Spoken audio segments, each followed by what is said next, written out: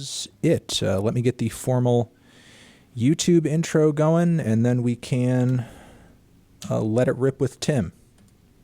All right. Hey everyone, Anthony Fantano here, internet's busiest music nerd. I hope you're doing well. And today we are here for an exclusive interview and conversation with the one and only Mr. Tim Heidecker, who you may know from many a television show program over the years, but also from many an album as well. His latest LP, High School, is out now. We're going to be talking about that and anything else that comes up in the conversation. Tim, thank you for coming through. How you doing? I'm doing good. Thanks for having me on the show to talk about the record. Yeah, absolutely. I hope that the bad blood that we once had is totally under the bridge now. Absolutely. I was trying to recall what the hell it was. And right. I did a little digging and realized it's certainly yeah. It doesn't need to be tread upon again, I don't think. No, I think we're both too busy to think about it. Like this guy who works with me, when I announced the interview, said, "Wait, doesn't he hate you?" And I said, "Yeah, I guess that did happen that one time, but I don't even fucking remember what it was when it was over." I think I reacted to a song, and then it was on Office Hours, and I forget like the totality of everything that was. I think we even made up because I think you called into Office Hours and we kind of patched things up. Yeah, so right. it should definitely be water under the bridge. Right. It's definitely over at this point. So, so if anybody is new to that in chat, there's some super special lore for you to dig into. Well, I mean, like not to go over it, definitely not to go over it again, but like any artist, there's this weird relationship between artists and critics, and of course, this is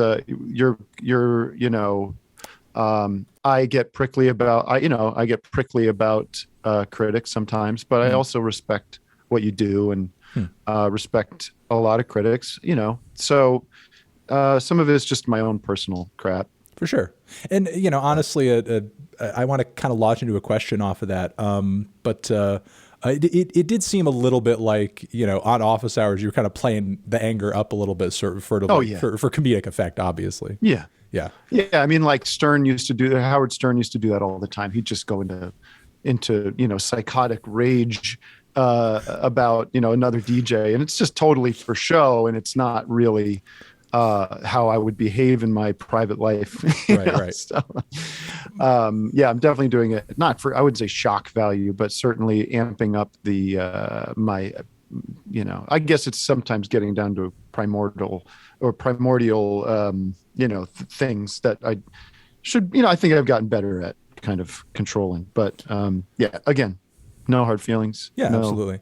Well, I wanted to ask you, artistically speaking, like when you talk about kind of feeling prickly in the way that you were referring to earlier, given all the various types of output that, you engage in on a regular basis as a, creator, do you find that there are some mediums that you feel more sensitive about than others? Like, do you feel more strongly about criticism of your music as opposed to criticism of a stream or a television show that you're kind of writing or producing or something like that? Or does it kind of feel the same across the board? I think the music might be a little more vulnerable to me because I can't hide behind anything. It is what it is. And it's, I think if it's comedy, it's a little more, if it's comedy or something with Eric or another collaboration, I'm sharing the responsibility with other people. The music certainly is very much just me. So maybe that is a little bit more, I'm a little more thin-skinned about that. But, I think looking back, like Eric and I, and everything I've done has always kind of like been met with very polarizing responses. There's people that, of course, love it and have let me know that over the years. And there's people that hate it, and have let me know that over the years. So I guess I always say, hey, that's a sign you're doing something interesting. But there's also the human side of it where you kind of just don't like when people chime in and tell you that something you've worked hard on sucks. Whether that's in a, newspaper review or a message board or wherever, but it is what it is. Over the years, as you've been, releasing more and more solo work, and collaborative stuff as well.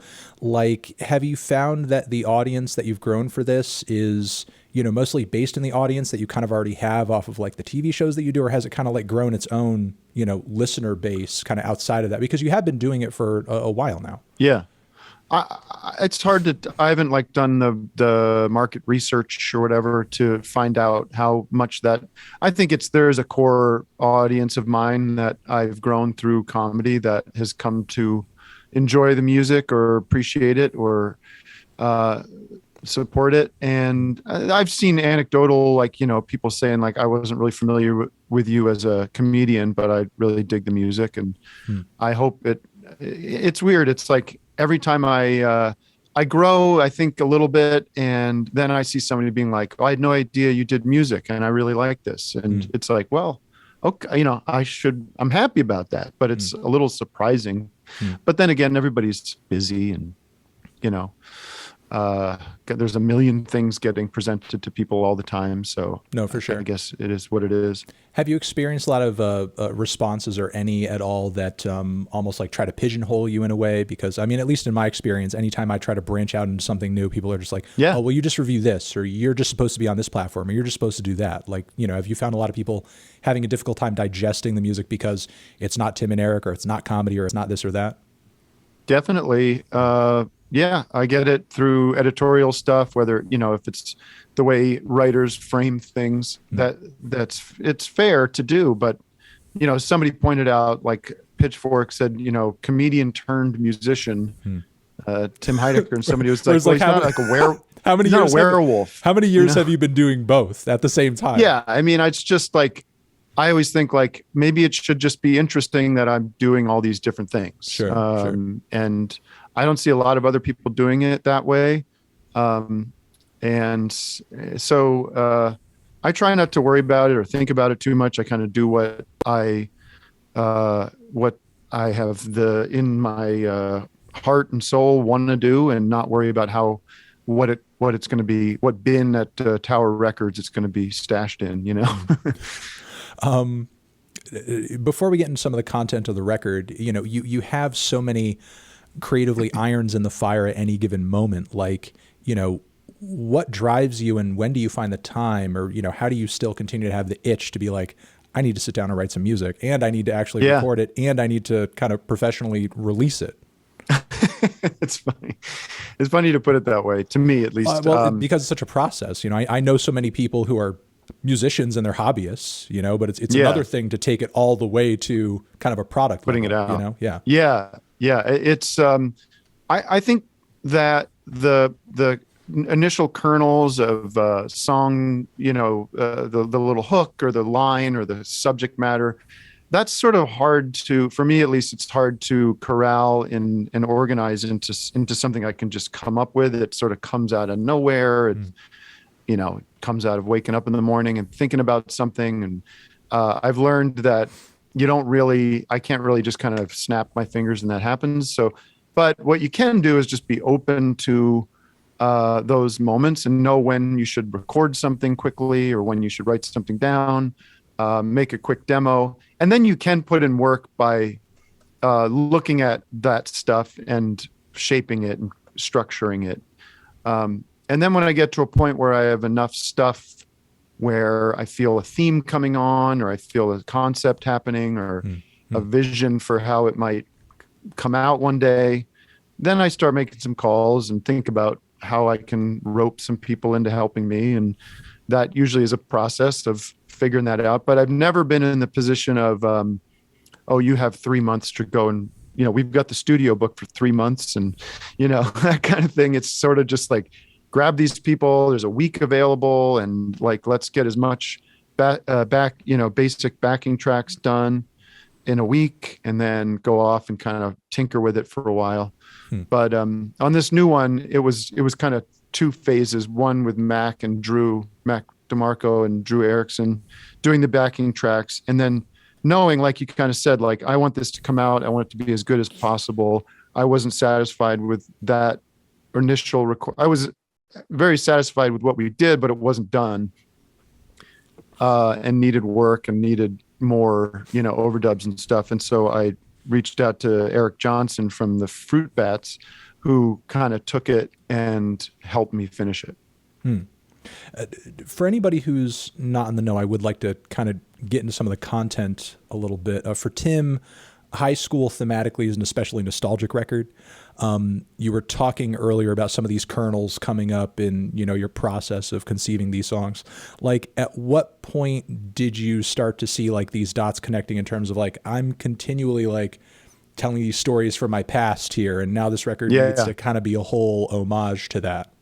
Yeah, I think I had some songs that don't really work with the theme that I had written, like third song, Future is Uncertain, and I've Been Losing, and a couple of songs that were just kind of, pretty little. I don't like to call my own music pretty, but to me, it just, it's kind of sad, Neil Young kind of song. That's interesting. When I heard that track, I thought like that at least fit in with like an idea of time on the album. You know what I mean? I think it was bouncing around in my head. And then the song Buddy, which is the first song on the album, I have a 5-year-old son. I call him Buddy. And I think the word buddy was just bouncing around in my head. And I just started singing that. And then, like, as I'm trying to think about what I want to sing about, I started thinking about an old friend of mine who died young, very young. And I started kind of thinking about the regret and these sort of reflective things that I think a lot of us were thinking about during the pandemic. I was just kind of reflecting on that. And I think that, I don't know where that comes from. I just think I am at an age where I can look back on those years with some fondness or nostalgia, or not embarrassed by those years as much as I might have been in my 30s or in my 20s. So then once that kind of comes out of nowhere, like that kind of hard to organize how to come up with that stuff. But once that shows itself, then I can actively sit and think about those times in my life. And, I'll go for a walk and I'll try to just kind of visualize high school years or the 90s or whatever, and stuff that I've not necessarily bad memories or anything I've meant to repress, but things kind of come up. And I remember, how did I get into music? What was I listening to? And I remembered this Neil Young performance that affected me. And so then, like, one memory kind of creates a domino effect, I think, of coming up with all this stuff. I hadn't thought about Kurt Vonnegut in years and what an impact he had. And so, yeah, it was kind of cool how you can kind of shake your memory tree in your brain and a bunch of ripe fruit falls off. Yeah. What you're referring to is the track Stupid Kid, right? In terms of like seeing the television performance and everything, and that kind of affecting you.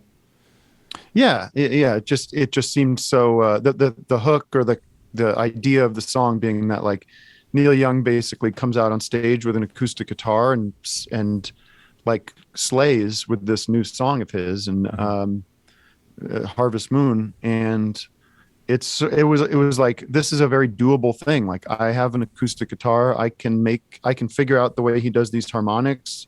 You can drop the E string down to D, and you could get it to sound a little bit like that song. And it was that process of discovery and learning, and also, like, as much as you can try to do it, my version of it as a 16-year-old kid in the living room is probably very embarrassing and very bad. So It was a little of that, like, those were the first steps I took towards being an artist or making stuff for people.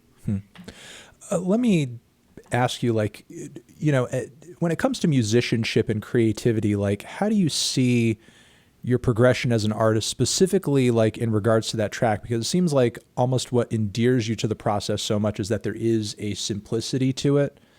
That there's something about it that you don't want to overcomplicate. Because the moment that you do that, then maybe you lose something in the process. Are you somebody who's focused on, like, I got to make my craft better and better and better? Or are you thinking more like, no, the simpler approach is the better approach. Let's not try to overdo it. I think I'm fairly limited in my. I'm a fan of simple songs and Mm. simple progressions and simple melodies and pretty folky music Right, right. that doesn't necessarily need a lot of bells and whistles and production quality, bells and whistles, whatever. Mm.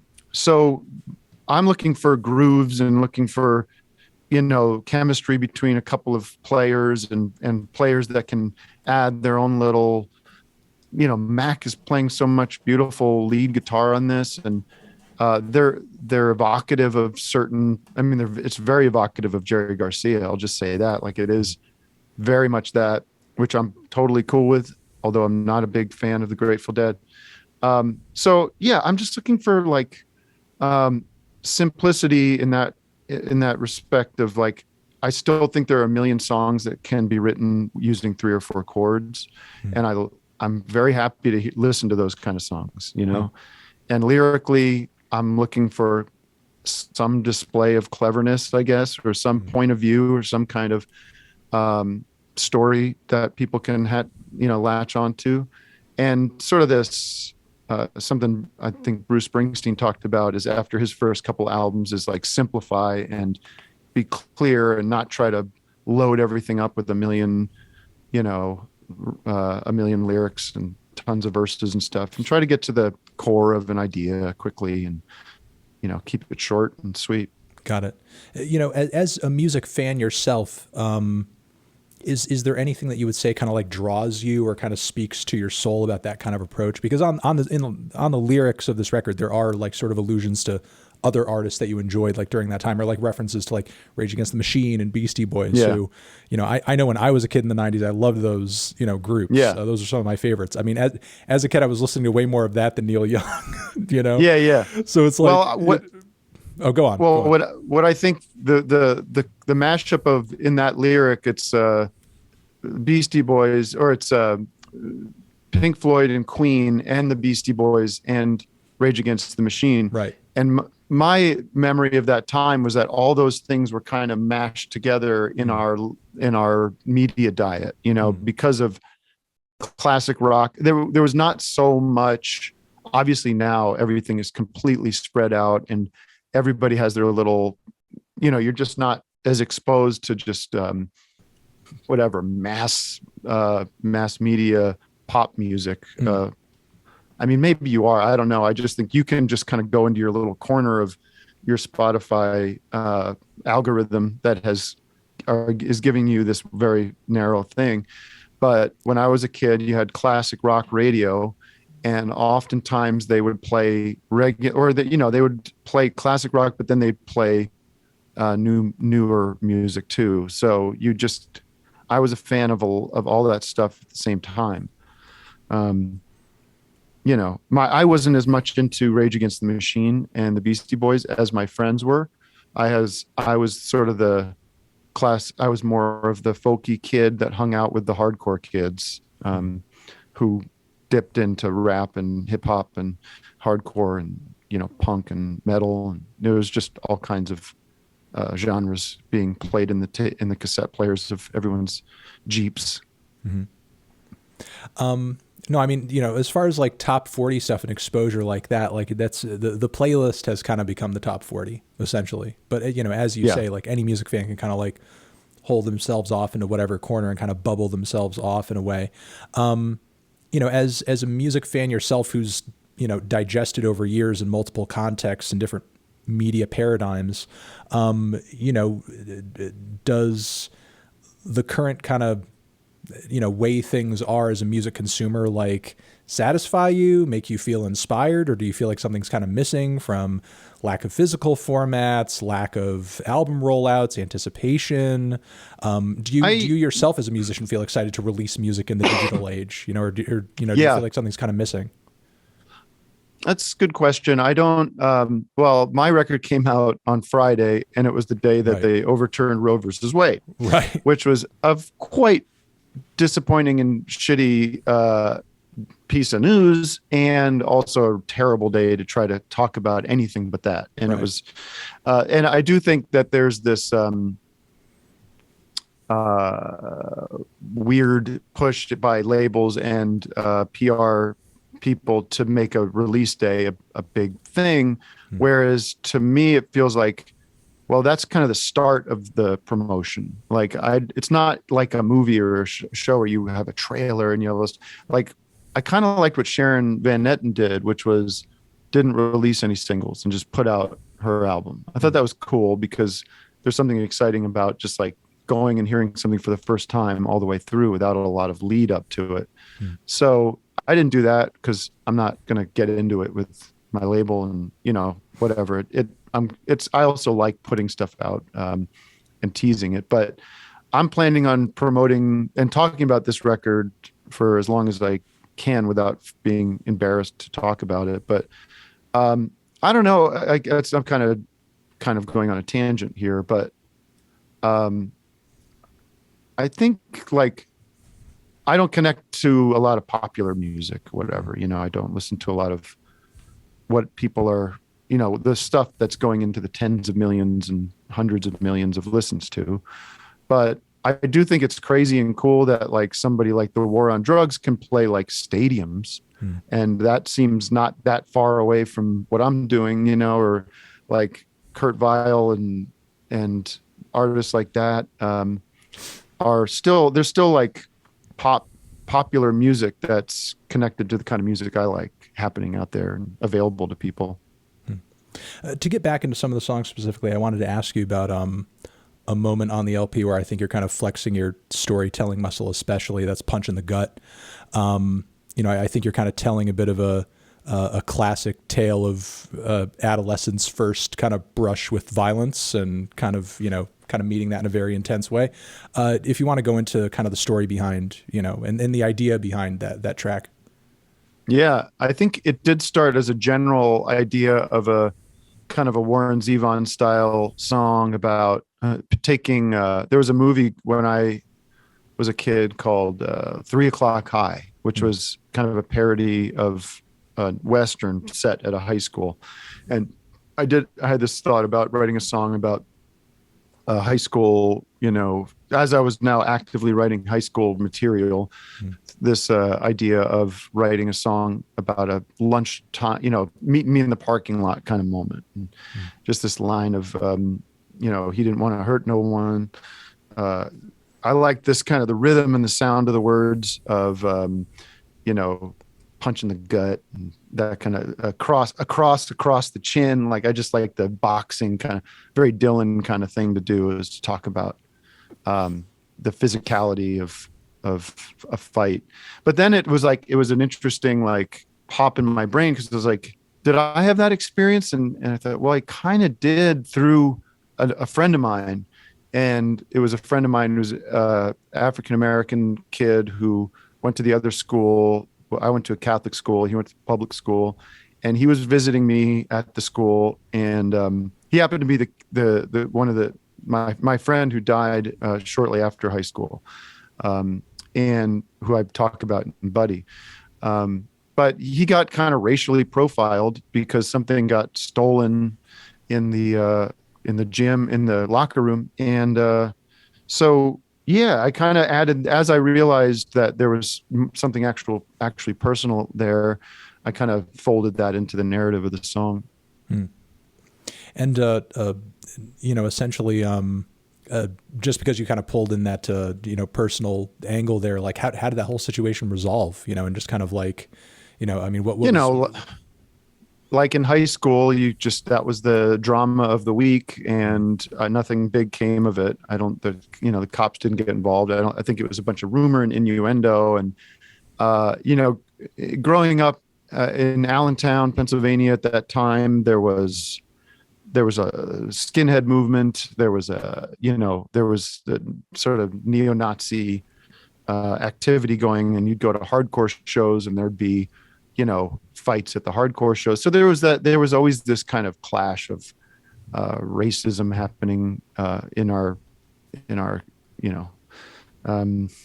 different friend groups and stuff. So I don't know if I can't say anything dramatic came of the situation, but we were pretty hyper aware of the fact that my friend Phil was pretty easy to be, you'd see him get pulled over by cops way more than I ever did, but it was definitely just kind of in the air.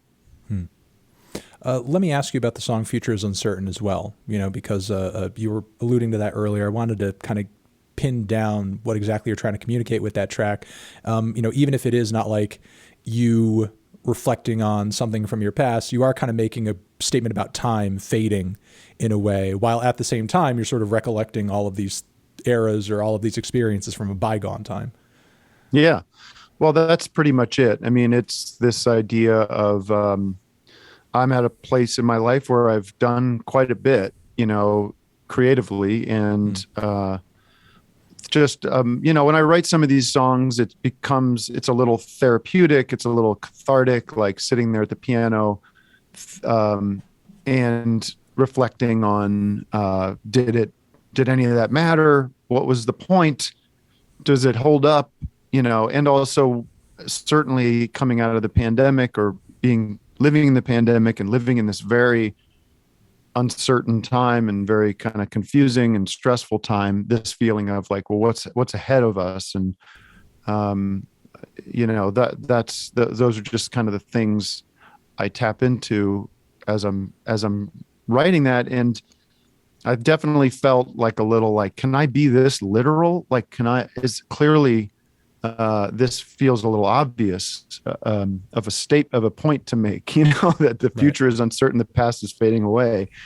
But I kind of just thought, well, I'm going back to the Bruce Springsteen thing, is like, just be straight about what you're trying to say. And, a lot of times people will connect with that. And that one of the tracks from just my early, people writing to me and stuff, that's one of them that people go, oh, that one connected with me. I feel like that's how I feel. And so I think, you don't have to be so cloaked and confusing with everything all the time. And, definitely was writing that from, like, again, picturing Neil Young sitting at a piano and, I could sing it in the Neil Young voice and it would be a parody of a Neil Young song, you know what I mean? Right. But, I did it straight. For you personally at this point, like, what makes the future feel uncertain for you as somebody who is so deeply and well established into what they do professionally at this point? Like, what beyond that sort of like, weighs on your mental I mean, there's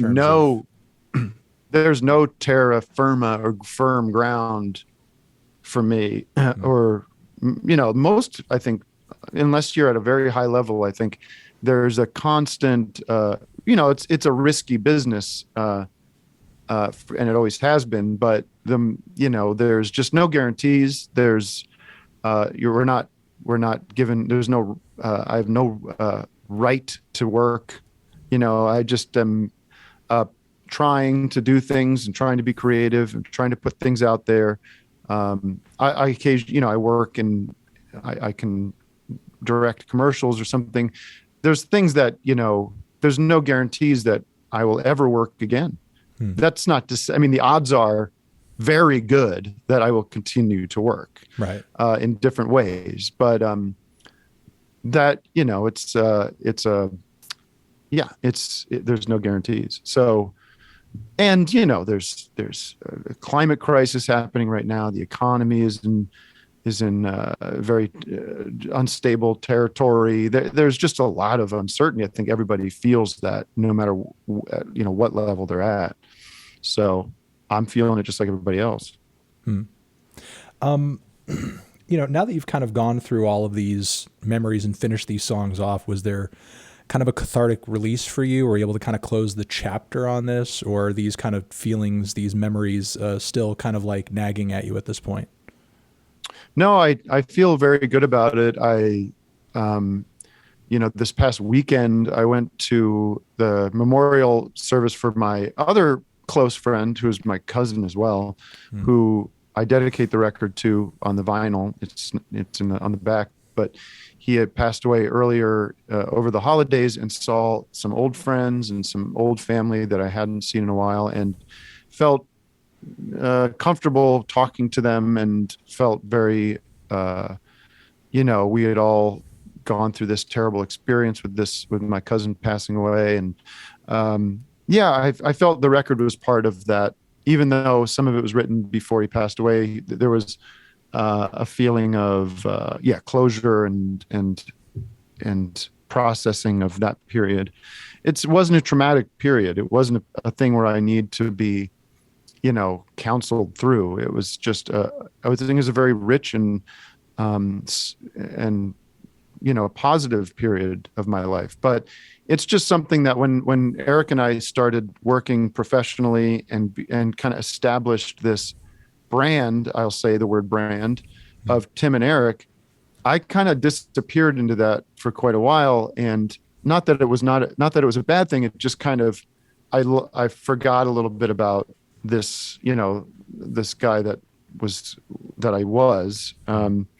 And I just like that I can now connect. Sort of, there's a continuity from growing up and through my adulthood to now. And I certainly won't be making high school 2 or college or, I think I don't know. We'll see what I do. Who knows? But okay.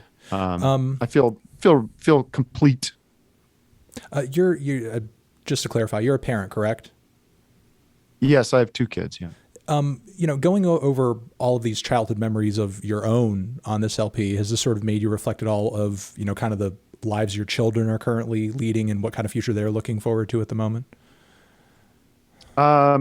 Well, I don't know if it's done that literally. I think I'm always concerned and interested and supportive of them and want them to do what I'm excited that they seem to have creative brains and they want to sing and make things and be funny and all those things that I see. I'm like, yeah, you kids are definitely related to me. There's like, they enjoy my jokes, I think. And yeah, so I would love to be supportive of that, and obviously not push them into anything that they don't want to do, but also maybe say like it's not the easiest thing to do, and make sure you're well educated and have options and all the things that a parent's supposed to do. Just a few other quick questions. Would you be able to tell us how you decided to tie Kurt Weill into Sirens of Titan? I've been pals with Kurt for a few years, and I sent him. We've communicated. He's always said nice things about my music and my comedy, and I'm a big fan of his. And whereas I was doing Fear of Death, I made the record and then couldn't really find a way to put it out. My label at the time, very confusingly, kind of said, we're not so sure about putting this out. I just thought that was insane, but I think it was a lot going on there. But anyways, I sent it to him for some advice, and he wrote me this beautiful response with all kinds of nice things. So I knew he was like, a supporter, and I just sent him this one. I sent him and I kind of wrote Sirens of Titan thinking of Kurt. I was listening to a lot of his music, and I thought, this is, sometimes as a writer, and I've heard other people talk about this, sometimes when you're writing, it's helpful to kind of get into the mode of another artist, try to write. How does Kurt Vonnegut write his songs? Kurt Weill. And that's how I kind of started that song. And so he loved that song. He was like, that's my favorite track. And I said, well, cool. Do you want to come over and play on it? So he just came over with his guitar and we figured it out. And it was we did it 10 times or something. And so you showed it to him without telling him he was kind of the inspiration for it? Yeah, I was nervous. Yeah, I was nervous. You threw it out there in like an Easter egg. I thought he was going to be like, dude, back off. Yeah, like back off my style. But he was like, this is my favorate song. I'm like, so he's a fan of his own music, I think. Yeah, little did you know, as you should be. Yeah. No, that's that's pretty funny that you snuck that in. You have some tour dates coming up for the record and everything. Can you tell us a little bit about that and what people can expect coming out to the shows? Yes, we start next week here in Los Angeles, and it's a show it's the two Tims is what we're starting to call the show, but it's a 30 minutes or so. The first act is my stand-up character who many people might know, many people might not, but he is very much a character. He's a terrible sort of, I should have a better way to describe this.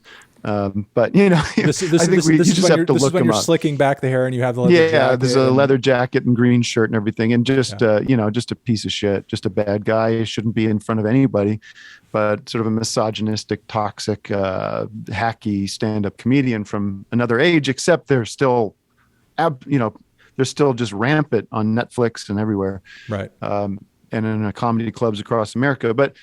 The audience that, I've done it for people that are sort of unsuspecting, and that's a little challenging, but the audience that's there and gets it has a lot of fun pretending that they think this guy is great, so it's like it's a little cosplay of a comedy experience. And then the second half of the show is me and the band, and it's a pretty straightforward rock and roll music set that, is reflective of all sorts of parts of my musical side. Yellow River Boys are going to have a couple of songs, and stuff from the new record, stuff from Fear of Death and in Glendale, and I got a great band, great players, and I can't wait to get going, and I can't wait to see where we get to after we start playing shows. I think I'm going to start gelling and probably going to start adding songs and making songs go on too long, just have fun up there. So that's my summer. Okay. I would be remiss if I didn't ask or dig a little bit deeper into this topic, especially since you broke the seal on it a little bit. But, as somebody who's kind of made their name in the comedy world and has kind of left their mark for years and years to come, with what you were alluding to earlier, what are your feelings right now? And I mean, obviously this is expressed through your character, but what are your personal feelings currently on the current state of comedy? Because I mean, it seems like in some respects, we get specials and we get comedians and we get voices that are like new, something you never would have seen or heard in the 90s, just like different perspectives. But at the same time, it seems like there's almost this, at least from my own perspective, as somebody who's like, on the older side of the millennial sort of generational gap, it's like, we have these Gen X voices that are now sort of like repeating the things that my grandparents used to say, and it sort of feels like the boomer mentality has sort of just like copied and pasted itself over into the next group of people. And that's still like out there and loud and in everyone's face. And it just kind of seems like it's refusing to die or something. Well, that was very well said. I don't know. Eric and I and all these other things, I've made so much stuff. I feel a little like I don't have to keep hammering away at things. Like if something comes up that I really feel passionate about, I want to do it. But, I've never been a big stand-up comedy fan. I think it's not the funniest way to express an idea. I think it becomes a little didactic and a little preachy, and the rhythms and the structure of it are so are so constricted by what it is. As a consumer, I don't run towards it. I think when there's guys out there that are coming after marginalized communities like the trans community, I just don't understand. I don't understand why that's anybody's issue, why they can spend any energy on it, except that it reminds me of the 80s when there were gay jokes, and gay jokes were easy jokes. They were because people are dumb and they react out of fear to something that's unknown or uncomfortable or strange. So I find it awful and I feel terrible for it. I think I would, and people come to me and go, yeah, but 10 years ago, you and Eric were in drag in a sketch. I'm like, well, everybody understands that there's a big difference, between that. You're just trying to score some kind of points online. But, there's great stuff out there. John Early and Kate Berlant have a special out right now on Peacock called Would It Kill You to Laugh, which is hilarious. It's stupid and bonkers and very well written. there's good stuff out there. I just don't think it's always reflected in stand-up comedy, Right. So I think I try my best to put out positive energy for things that I like and not just dunk on shit, but sometimes I'll take an opportunity as a white, Gen X heterosexual man to say like, hey, maybe you shouldn't be like making cheap, chick with dicks jokes, because they're easy. And maybe these places shouldn't incentivize that by making them the most front-facing specials that you guys put out. So I'm not asking for anybody to, I'm not calling for censorship and any of that shit. It's just I use my social media platforms to kind of say what I think about shit, which is what I can figure out is the only thing those things are for. To kind of, to kind of end things on a positive note, I mean, as I was saying, like there is a lot of comedy and comedians that I see out there that are very inspiring and definitely doing something cutting edge. And it seems like, throughways are being made, whether it's like, somebody as radical and chaotic as like Sarah Squirm landing on Squirm's great. Landing on the SNL cast, or, currently I can't stop watching reruns of Joe Pera Talks to You. I don't know if that show speaks to you at all, but I mean, that as a comedy concept is just so, unique. Sure. Is there anything else outside of, the one sort of program that you just mentioned that's like really kind of speaking to you and feels like it's on the cutting edge and it is refreshing and it is doing something cool? I mean, I like what Rajat Suresh and Jeremy Levick do. I don't think they have their own show or anything. I know they don't have their own show, but they're kind of just all over the internet, and they've made these great videos that are kind of reflective of, there's a video of theirs where it's like the college lecture hall where there's the debate between the professor and the student about, some didactic, book, whether it should be whatever, you've seen these videos where like Ben Shapiro owns student at thing, and they do a parody of that. That's so good. They were I'm self-serving here a little bit because they were the two guests I had on my Joe Rogan parody. Right. Okay. It was a few years ago. So yeah, they were great last year. But those guys come to mind. Cole Escada is a very funny person. And I have to think about who else is paying me to mention them. I have to look at my list. Just email me that list and we'll post it up with the interview. Yeah. And so then we'll refer to the master list. Yeah. But hey, listen, thank you for coming through and being an open book and talking about the record and just being a great guest. I appreciate it. Yeah. Nice to talk to you and nice to see you, and all the best. Okay. I'll talk to you again when you either have a new record or we have beef again. We'll catch up. Yes. I'll try to stay away from that. All right. Take care, man. Bye. Bye.